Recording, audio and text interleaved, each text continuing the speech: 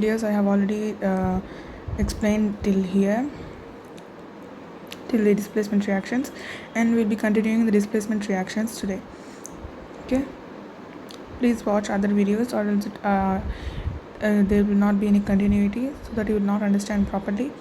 I just recommend you to watch the previous videos of mine, which I've already explained this.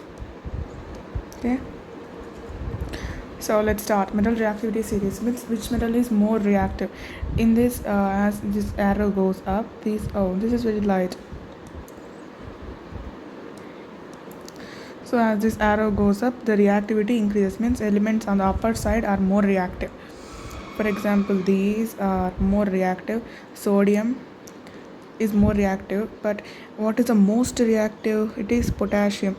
Those cesium, those all are more reactive, but those are not commonly used. But in commonly used, this is the most reactive, potassium. And also I'm talking about metals. The most reactive element is fluorine, but we are talking about metals, so it is potassium.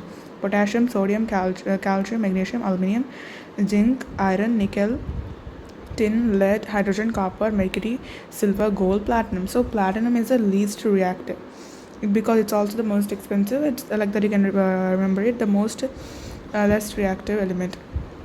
How to remember? I have a small trick for that.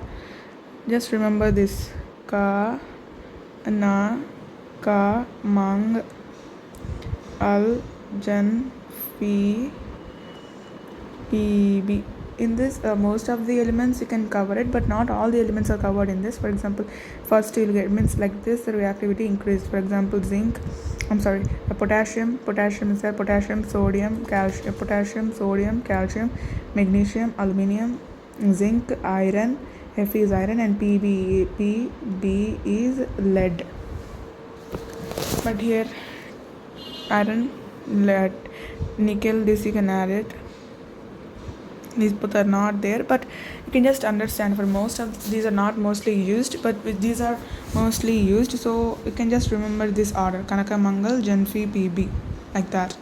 And these are very small. First is most reactive out of all these is hydrogen, copper. Copper is less valuable, so copper.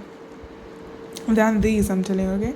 Copper, then mercury, then silver is again used as ornaments, but not as costly as gold. Again, gold is more costly, and platinum is more costly. So in terms of money also, you can see from here, this money is more, and the reactivity also decreases. Okay, like this. I think you have understood. Let me erase it.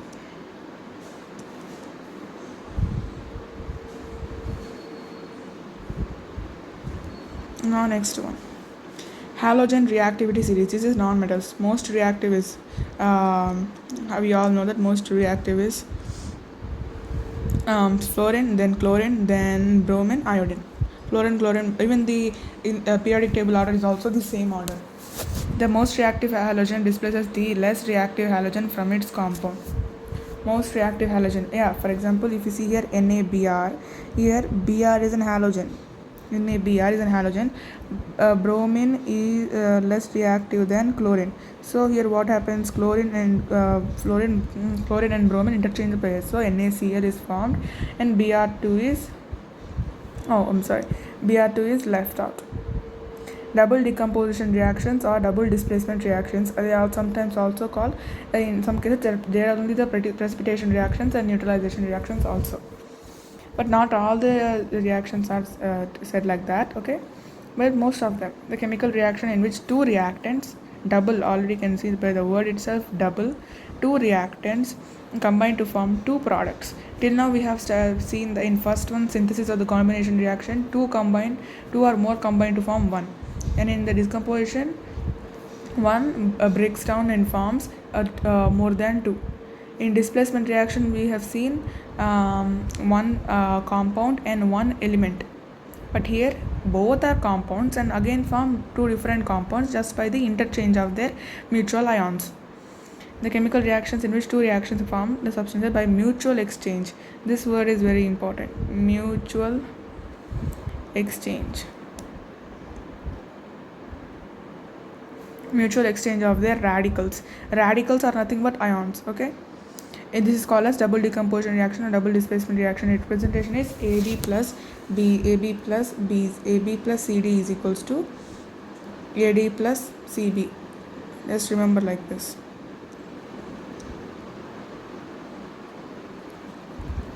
Here near, this is both near, so they both form one, and these both form one compound.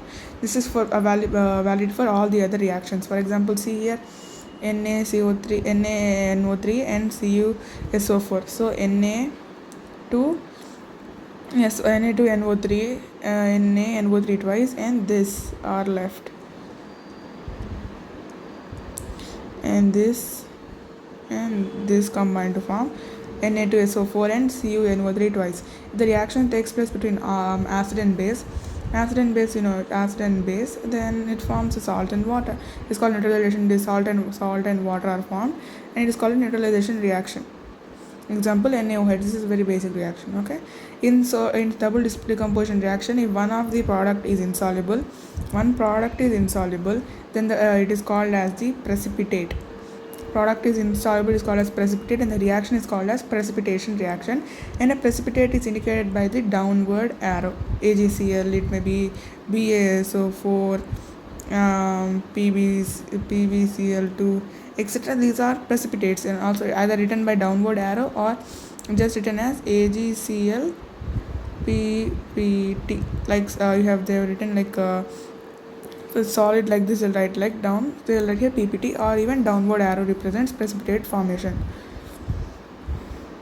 The chemical reaction may be associated with energy, with the release or absorption of energy. Yeah, in chemical reaction either energy is released or it is absorbed.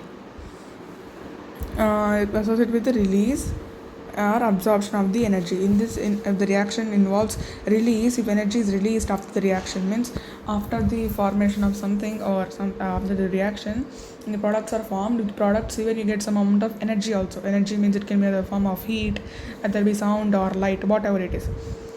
This is called as an exothermic reaction. So energy is released. Energy released means exothermic reaction. You can just tell released or it went out. From it is given out. Out means what? Exit. Going out from somewhere is called as exit. So exothermic reaction. If the reaction involves absorption of energy, if it involves absorption of the energy, then it is said to be endothermic reaction. Means energy is taken. First, for the reaction to be done, energy is required. It is then the compounds take the energy from the surroundings or in form of anything, and they perform the reaction. The products are formed. Exothermic reactions. Exothermic reactions are chemical reactions associated with the evolution of energy. The word is very important. Evolution or generation of energy also you can tell. It is called an exothermic reaction. It is represented by reactants gives products plus Q. Q means here what? Heat. These are like calorimetry terms, but Q is heat. If this goes back, it becomes minus, right? Just like the equal to sign. So reactants minus heat gives products. Here Q is the heat energy released. Energy is not absorbed, it's released. So for C and O2, this is a exothermic reactions. They do not require energy, but it is an exothermic reaction. And they C plus O2, C and O2 they combine to form CO2, and 94 kilocalories is given out. So here this is the reactants. These are the reactants. This is the product form, and this is the energy released. So it is positive. What is other form of writing? You can also write it as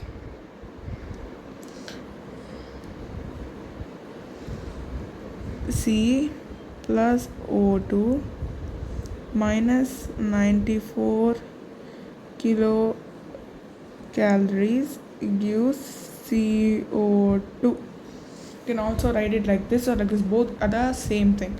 If just remember one thing here, if the negative sign is here, then it is a exothermic reaction. If it takes the heat, then here it will write plus. plus 94 kilocalories if it is an endothermic, but it's not an endothermic, it's exothermic. Respiration, the process of breaking down, this is very important. Even in biology also, breaking down of glucose in molecules into simpler molecules, from complex glucose molecules to simpler molecules, is accompanied by release of energy. Where how do we get the energy from the body?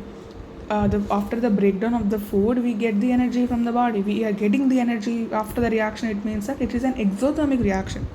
So here the reaction is given. This is very important, even for biology or chemistry, any topic. This is very important. Please remember this one. It's not a photosynthesis, it's respiration reactions equation. C plus O2, this C6H12O6, this is glucose plus oxygen. The oxygen we breathe in and the glucose is the food we eat. This is the food we eat. This is the O2 we breathe. And here this is what we exhale. And water is used in the body, is absorbed in the body or used somewhere in the body, or at least excreted out. And the energy, this is what essential for us, and this is what is required to perform the our body daily activities, or even the internal body activities, etc., mechanisms for which energy is required is given by this reaction. This is a very important reaction. Please do not forget the equation. Even you have to remember the balancing of the equation also. Even here the states also, okay, aqueous in stomach, right, they are in aqueous form, and here gas is released, liquid form, and energy is also released. Endothermic reactions in which proceeds with absorption of heat energy. Absorption of heat means it is an endothermic reaction. It is required plus heat, and in product side you take it minus heat. This is the exact opposite of the exothermic reaction. So here and can also be represented as like this. It means that heat is required. Minus 44 kilocalories means 44 kilocalories are required for this reaction to complete. So here minus 44. Again, if you send this back here, if you send it back here, you can also write as NO2 plus O2 plus 44 kilocalories gives NaO to NaO. Same, the both are the same thing. And this is also the other example. Now the oxidation reduction reaction. This is a very hella difficult topic, and even many people till now don't know this topic properly.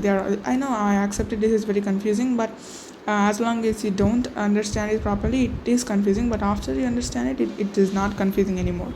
Okay. Oxidation and reduction. In addition to the above categories of the chemical reactions, the categories are categorized as redox reactions. Redox means here and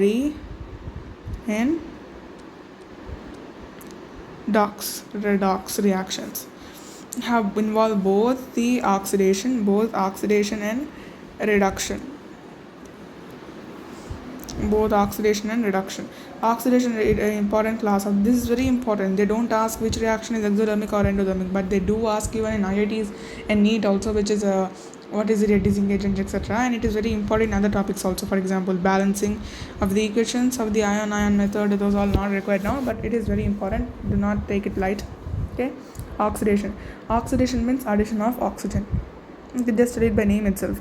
Addition of oxygen or electronegative element. Oxygen is itself an electronegative element, so addition of electronegative element is also called as electronegative element, is also called as oxidation. And also, now come to reduction. Let me make it a half.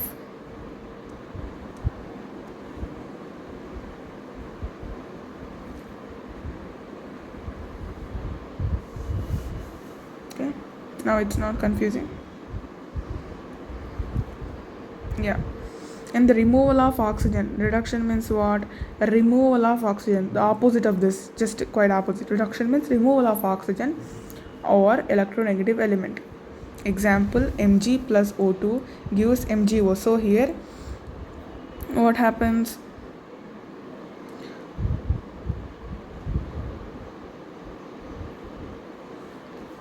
For magnesium, oxygen is added. So here addition of oxygen, it's an oxidation reaction. And here from HgO2 oxygen is removed and only Hg is coming out. It is also, see here, it is also an endothermic reaction. Heat is required. Okay, so oxygen is removed from from mercury, so it is an reduction reaction. Now next to my point, removal of hydrogen. Hydrogen is an electropositive element. Hydrogen is electropositive element, so you should remove. If you removal of hydrogen, also called as oxidation reaction. Not only oxidation reaction for hydrogen, it also an electropositive element is removed. So element, it is called as electropositive element from the substance or electron from the element. For example, here take H2S plus Cl2. So here hydrogen, what happened, here the example is wrong, I guess. I do not consider this example, it's not right. I'll tell you the correct example later. Okay, and here see, addition of hydrogen. So addition of hydrogen is what here, it is reduction reaction. So electropositive element addition or hydrogen addition is called as a reduction reaction. Example, it's given here, HCl. So here what happens for chlorine, and H plus is added. H plus is added, so it is a reduction reaction.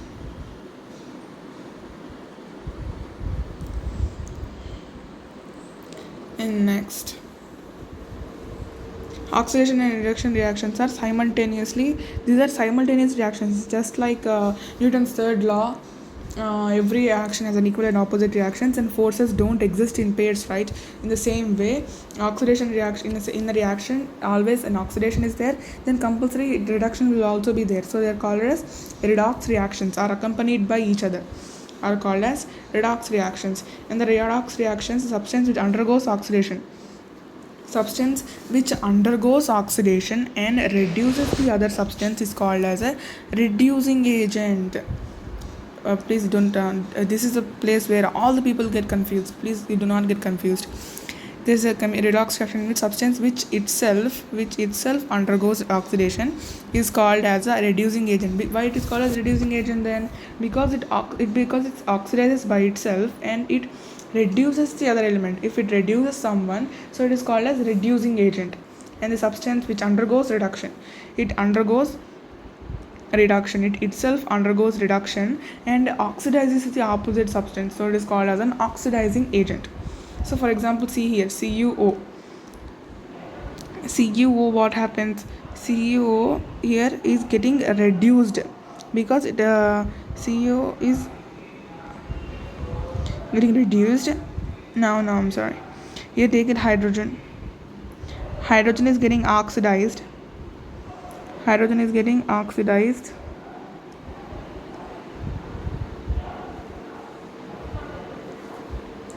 and this actually remains the same. And what happened? Oxygen addition of hydrogen is what?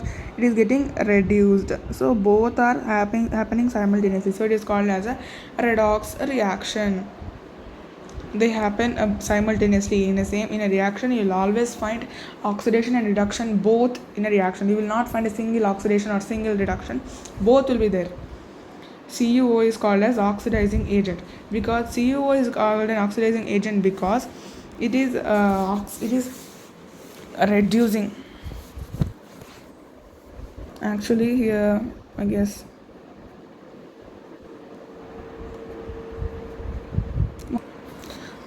I guess this is given wrong. This is not the correct one. 1 minute please, I'm sorry. The book is wrong. Here not CuO. Okay.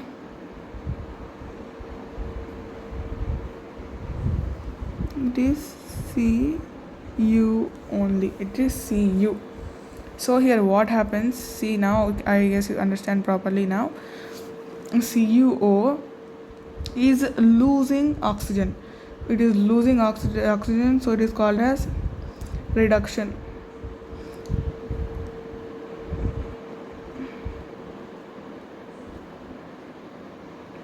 So it is called as a reducing agent. It's called as oxidizing agent because it is getting reduced. So it is called as an oxidizing agent. As simple as that. And again, if we come to hydrogen, hydrogen is getting oxidized. So it is called as, so plus oxygen is getting added. So it is getting oxidized. It is getting oxidized. So hydrogen is called as a reducing agent. Okay, please do not forget this example. It is a very easy topic. The change undergoes by some metals on exposure to sunlight. On exposure to sunlight. Why am I telling sunlight? Exposure to moisture, acids, etc. is called corrosion. Means the metals get corroded. Water in liquid state is found to be in oceans. Yeah, water is found in liquid state in oceans, right? Apart from this, liquid water is also found in rivers. It is also found in rivers. It's all streams, other water bodies. Water is available in above sources is called as surface water. This is called as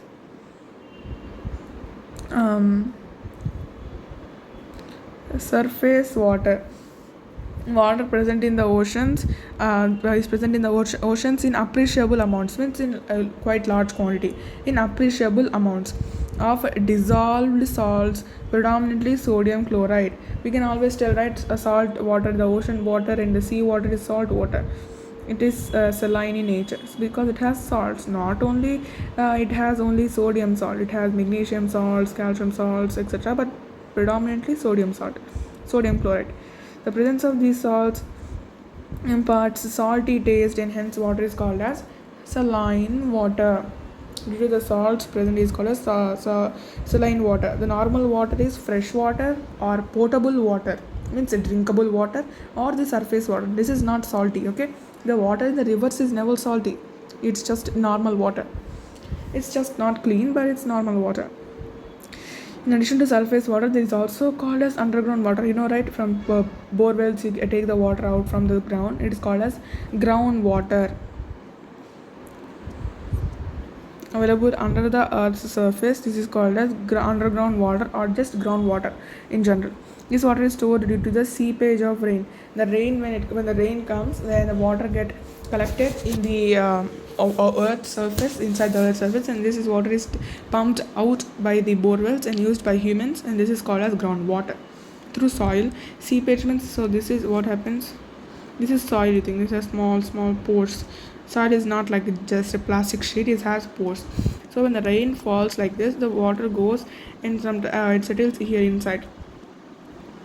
So again, if we dig the bore wells, we pump out the water and use for our purposes. This is what happens. This is what happening, and the underground water may come out in form of springs. Yeah, in springs also you've seen, right? If you watch some cartoons like that, you have seen springs, etc. This can be drawn out artificially by digging wells or with the help of tube wells, either normal village wells or even by tube wells. Water that dissolves soap and readily produces lather is called as soft water. Means the water when you bath you use soap. When you use soap and you apply on your body, if you get soap that bubbles, that is called as lather. That is soap bubbles. It's called as lather very fast, and soap get dissolved. Then the water is said to be soft water. This is very important. Even in class 10th, it is there. It's called as soft water. Even the rainwater and distilled water are called as soft water. It means in this water, salts, the sodium salt or metal salts are not present or at very little quantities, not much quantities. It is called as soft water. For examples of this is rain and distilled water are examples of this. And this water, when the more soap get dissolved, then when you wash your body, it gets more cleaned. All the oil, dirt on your body gets dissolved in the water and just get flushed away from your flushed away from your body. And the water produces a curdy substance. When if you go to some other new place, for example, you have used in some if you are on a vacation and used in some, you're staying in some hotel, and the hotel water is not so good. It's not producing more foam.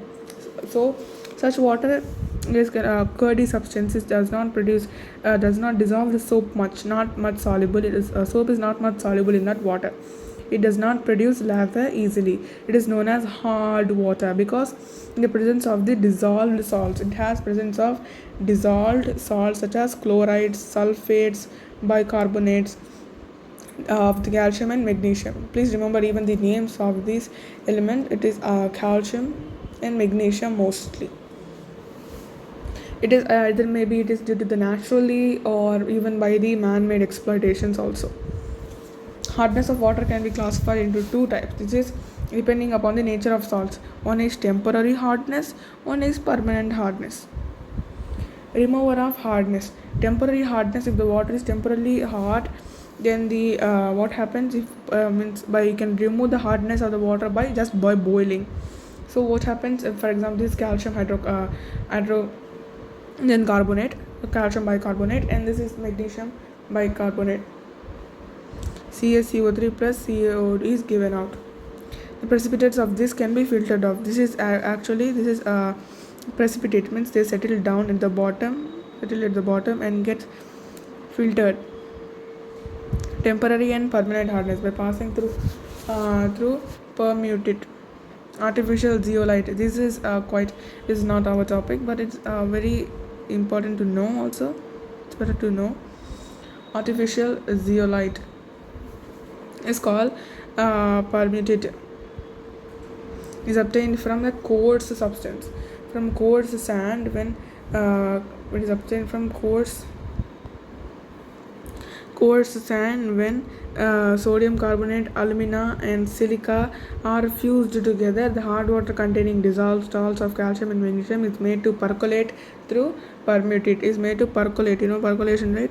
Percolation pits, etc. In the same way, it is made to percolate in the presence of a suitable column, which is water is softened. Here Na2, this is the zeolite. And CaCl2 and GCl2. Here Z is formed. The zeolite means here Z. Zeolite is formed. Calcium zeolite is formed, and NaCl is given. NaCl is given. This get dissolved away and it can be filtered off by passing through ion exchange resins. Removal of cation. This is the acid resin. Because here H plus is there, so it is acid resin. If you add for calcium, and this gets separated. In the same way for other. And removal of anion. If there are anions, for removal of anions we have base resins. For anions we use again negative. Anions we use base resins, OH minus. And it is removed of acid and base resins are giant molecules. These are large molecules, quite big size. Giant. Acid and base resins are giant organic molecules. Organic molecules. R means here alkyl group, means either methyl group, ethyl group, etc. On water, on passing through the ion exchange resin comes free from ions, which is called as deionized or demineralized water. Water on passing through the ion exchange resin. If this is the water. This is passed through the ion exchange resin. The water which comes out now is deionized. There are no ions, or it is also called as demineralized. This is very important. You can get a bit demineralized or deionized.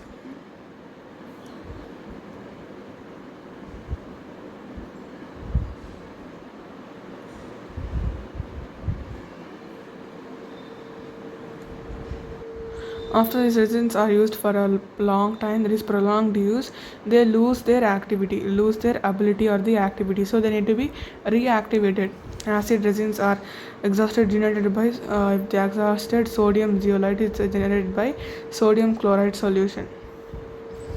And acid resins are activated by using strong acid like H2SO4 or HCl, etc. And base resin is regenerated by using sodium hydroxide, which is a strong base. This is going to read much because this is not your topic. It is advanced topic. Physical properties of water. Freezing point of water. Everyone knows the freezing point of water is 0 degrees Celsius under normal atmospheric pressure. This is very important. Not everywhere. At normal atmospheric pressure, that is 1 atm, it is 0 degrees. The freezing point of water decreases with increase in external pressure. Example, water freezes at 0 degrees Celsius. I'm sorry. 0 degrees Celsius means from liquid to solid. From liquid to solid, the molecules are away and the molecules are now very near. There is no gap. Like this. So with the increase in the pressure is increased. Pressure is increased on this means what happens? It increases the reaction. It increases the speed of the reactions, and what is happening? The freezing point of the water decreases with increase in external pressure. Freezing point is getting decreased. It gets freezed faster. Presence of soluble impurities decreases the freezing point. Presence of soluble impurities, increase in pressure. Increase in pressure decreases decreases freezing point, and also impurities also decreases the freezing point. Boiling point of pure water is 100 degrees at normal atmospheric pressure, and the boiling point increases with the increase in pressure and also increase in impurities.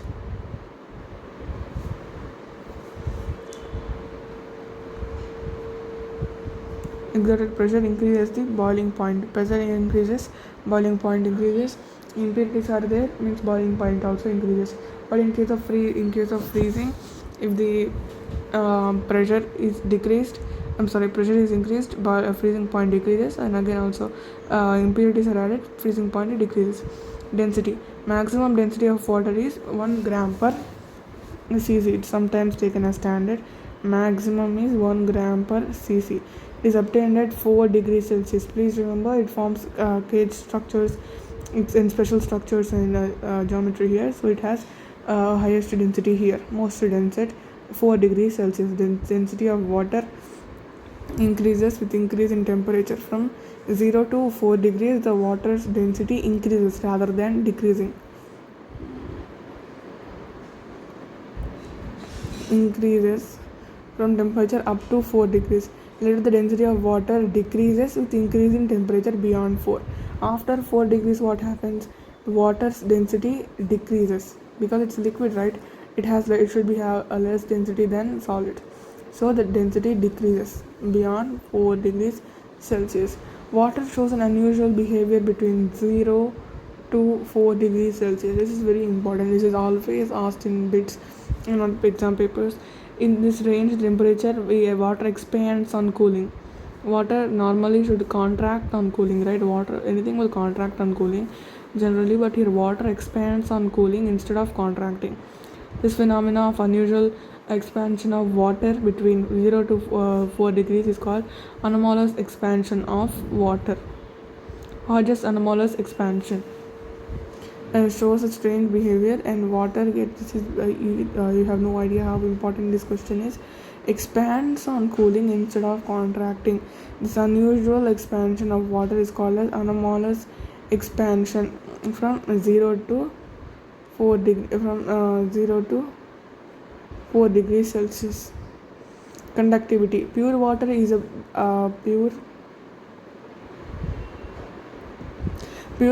bad conductor. Pure water is a bad conductor of the heat and electricity.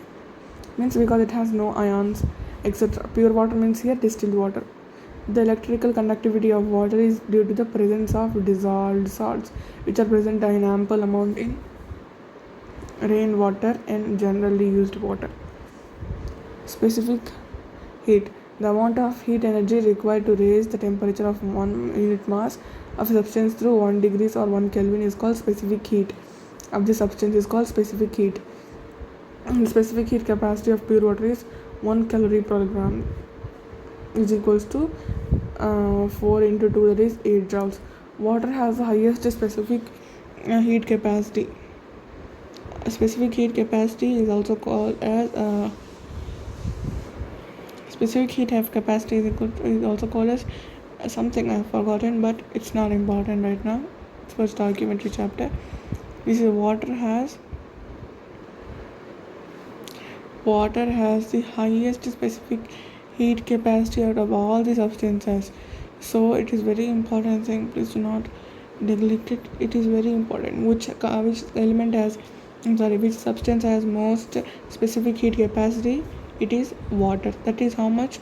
1 calorie per gram. Latent heat of fusion and latent heat of vaporization. This is also very important.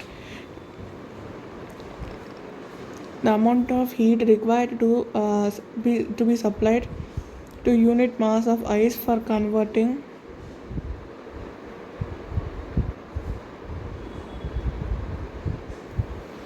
amount of heat required to supply to a unit mass of ice for converting the ice into water without any change in temperature is called as latent heat of fusion. Means it is also said as the stored energy which is required to convert 1 kg of ice into water is called as latent heat of fusion or melting.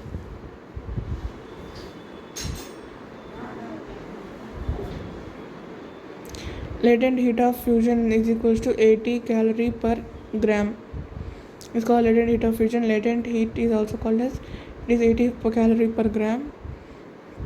The definition is important. The amount of heat required to be supplied to unit mass of water for converting it into steam. Water is converted into steam without changing in temperature is called latent heat of vaporization of water. Latent heat of vaporization of water. It is 540 calories per gram. Chemical properties of water. This is very important. Potassium and sodium, two metals react with cold water. They are more reactive. Potassium and sodium, if we have remembered, I have said the activity series before, metal activity series, and I have also said how to remember them. So from there you can get potassium and sodium. They also react with cold water because they are very reactive.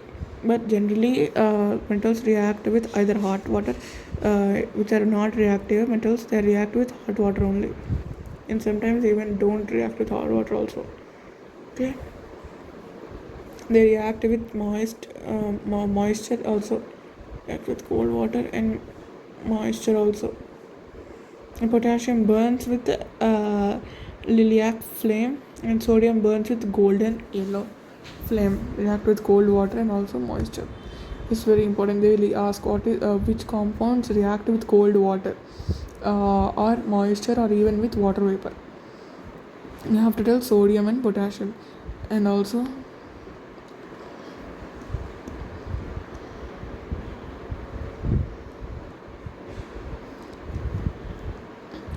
potassium burns with lilac flame.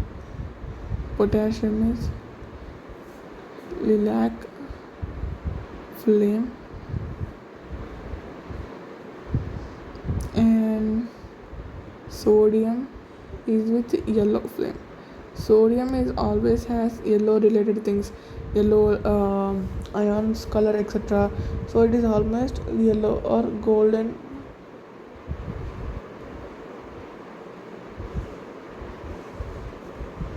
Flame.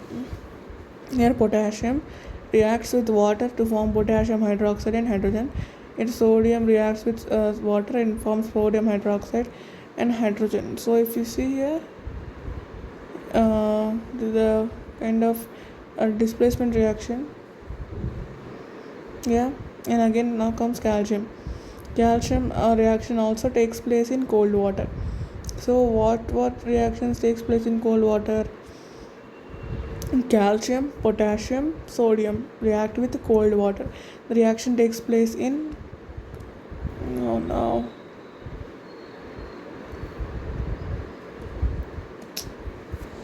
what's wrong with this? Yeah, it takes place in cold water with whom even calcium. Magnesium, powdered magnesium, because the surface area is now increased. So powdered magnesium are treated with boiled water, see, not normal water, boiled water, the reaction takes place. Here MgO is formed. Before here NaOH is formed, now here MgO is formed. Here MgO is formed, but here it's different. And next, aluminium, red hot aluminium means boiled, not boiled, heated aluminium, and zinc and iron reacts with steam. Steam is more reactive because it moves faster and the diffusion is faster with steam and liberates hydrogen gas. Aluminium, zinc, iron is reactive with steam and liberates hydrogen gas. Red hot, steam, ferro oxide, iron oxide.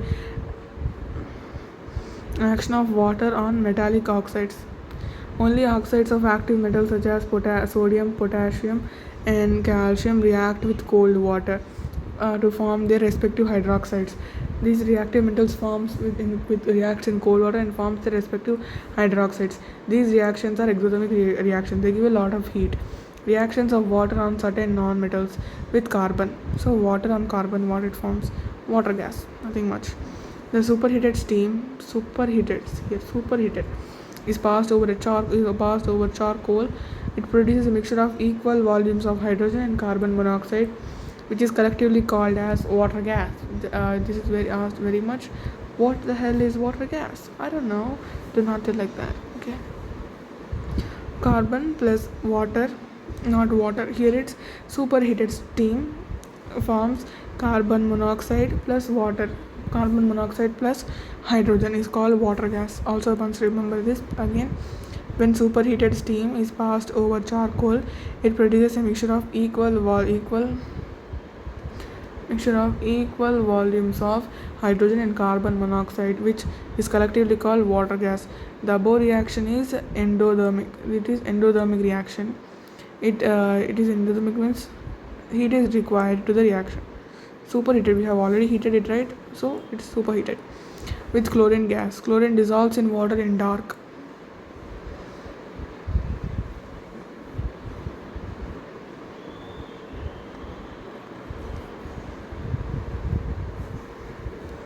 Produces greenish yellow solution called chlorine water. What is chlorine water?